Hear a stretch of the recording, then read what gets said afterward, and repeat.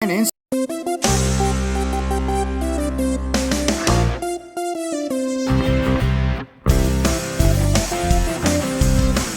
is Stuff and Things. This is Stuff and Things. Greetings and salutations, my fellow Stuffketeers. Goldie coming at you with another Stuff and Things review. And today we are looking at... Wow. I mean, every once in a while, an MCU figure comes out that just absolutely wows me. And that figure is this. The War Machine from Marvel Legends Avengers Endgame Wave 2 with the Build-A-Figure of this fella. War Machine. This figure is just, it's big, it's heavy, it's just completely B.A. Like, awesome figure. Absolutely awesome. Like I said, I mean, let's dive in and check this guy out. He is so absolutely awesome. Now, one of my absolute favorite things that you can do with this figure is, you know, the arm guns are removable, which is cute. You know, they come right off. So that's nifty. The articulation on this guy is really, really cool. I'll get into that in a second. I'm just going to fold them all up and give you guys a really nice look at them. You know, the articulation scheme, the sculpt. I mean, this figure is so great. Like, absolutely one of my favorites in this wave. And I understand them announcing the more Iron Patriot look version of it with the extra weapons that will be coming out in the Bro Thor wave, which I'm sure we're all extremely excited for. You know, I'm sure we're all really excited for the Bro Thor wave.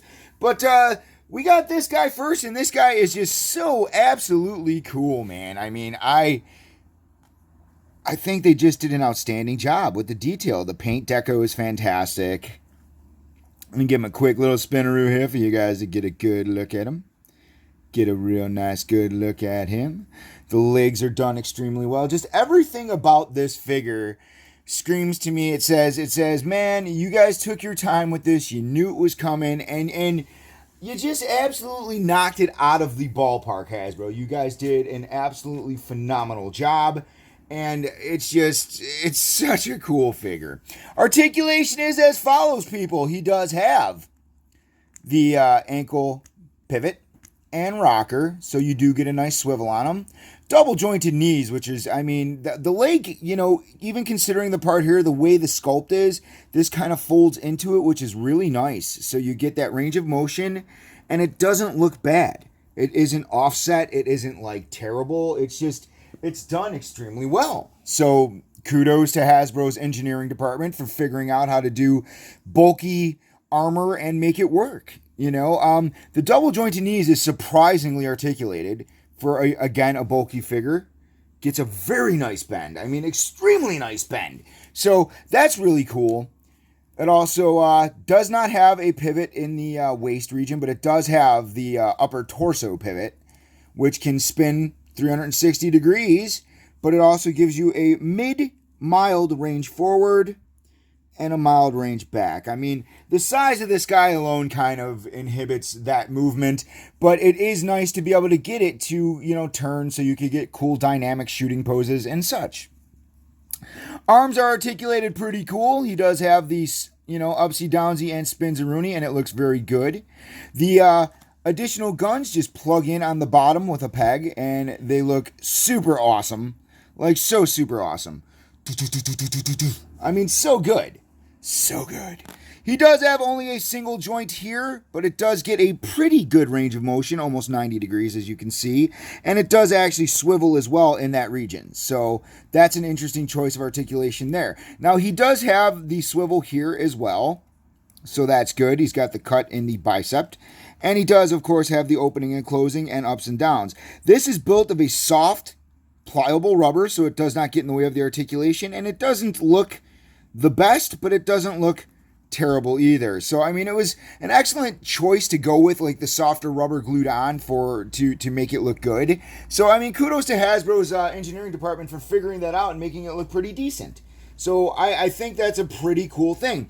Now, what I'm going to do is I'm going to go ahead and show you what has been my go-to and favorite War Machine for quite some time, which, of course, was the Civil War, I believe it was a 2-pack. I don't remember. You guys release so much stuff, Hasbro, that my old man brain can't even handle it anymore. It's kind of like, man, you guys release a lot. I can't keep up with it. So it is what it is. But there you go. I mean, that's a great comparison. I mean, of course, I still love my Civil War Machine. It's nice to set up in a Civil War display. So let's get that guy out of there. One of the things I think it could have came with, it would have been nice to come with a Rhodes head or a open mask Rhodes head. That would have been really cool. But what is really, really, really cool is the fact that, you could pop this guy's head off and you could put this guy's head on, and it's just awesome. Yeah! Super cool. Now, we did get that, the announcement of the fan exclusive Punisher, which is cool. A lot of guys thought it was going to be War Machine Punisher, but we're getting a War Machine Punisher helmet that we could wear. But, hey, I went with the red bandana one as well instead of the white one because I just like the way it looks with the little red deco on it. But let me just snap the guns in here, guys. If you have you guys know any customizers like Joe at Mr. Wayne's Pop Culture Collectibles in Westmont, Illinois, you could always go in there and probably commission Joe to paint a nice white Punisher skull on the chest of this War Machine. And I'm pretty sure they have some War Machines in stock as well, but that's what you get, people. That is pretty awesome. I'm extremely happy with being able to do that. And that makes him now a part of the comic book shelf instead of the MCU shelf. So, guys, I am giving this War Machine like the biggest thumbs up I could possibly give. It is definitely my second favorite figure of the wave. Absolutely second favorite. The first favorite, if you watch the review, you'll know. But also, if you like the review, go down here and subscribe. Like they're beep, bop, boop, subscribe. And as always, my figures are brought to me by Mr. Wayne's Pop Culture Collectibles in Westmont, Illinois, the sponsor of Stuff and Things, and also just, two of the sweetest, nicest guys around. Joe does customs. He's got a super secret custom coming for Goldie that is probably going to blow some minds once you guys see it. Oh, I killed him. But he's back up, guys. And look how easy he stands. Like, this figure is heavy, guys. I mean, heavy. But anyway, 2 enormous thumbs up. Guys, I got the rest of the Endgame wave coming as reviews the rest of this week. And as always, thank you for tuning into Stuff and Things. For all my wacky Stuff and Things misadventures, be sure to check me out on Facebook and Instagram. And be sure to subscribe to my channel. Thanks for watching Stuff and Things! This is Stuff and Things.